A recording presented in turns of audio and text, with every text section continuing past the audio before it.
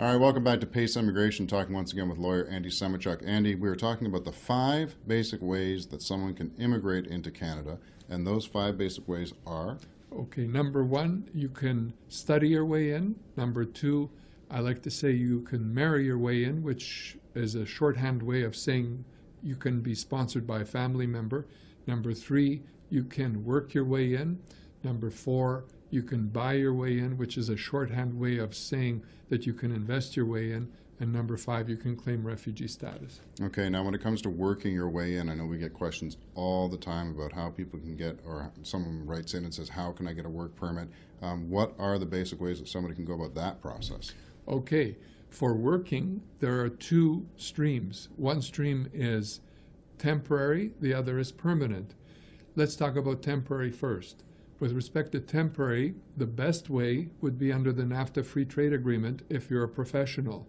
The NAFTA Free Trade Agreement deals with the United States or Mexico. So if you're a professional, such as a nurse or perhaps a doctor or someone in that kind of category, you can get a job work permit by simply having an employer write a letter on your behalf, and we can do the rest in terms of getting you the work permit. We can get it almost instantly at the border when you're coming in. The other category, the permanent categories, of course, takes longer, but there are certain ways that you can get in that way as well. I didn't know that. So basically, if you have a letter from, let's say, Acme Incorporated or whatever, and they write you a letter saying, we'd like Joe Blow to work for us, and you bring that letter to the border, someone like you can make it happen almost instantaneously? Yes. If you're in one of the occupations in the NAFTA Free Trade Agreement, yes.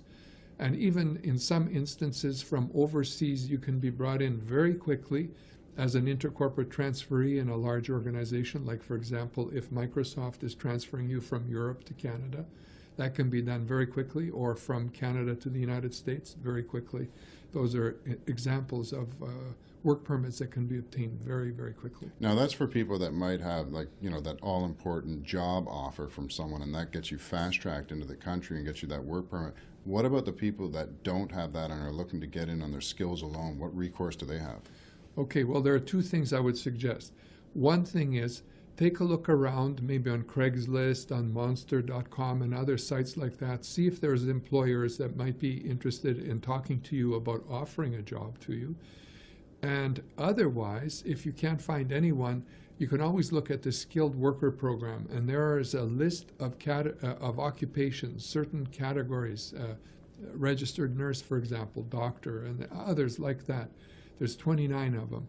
And if you look at that list, if you fall in one of those categories, you can self-petition yourself into Canada. You don't need an employer to sponsor you. And do it on your own. People can find that where? The government website of Canada Immigration? Yes, it's at the CIC, the Canadian Citizenship and Immigration Service website.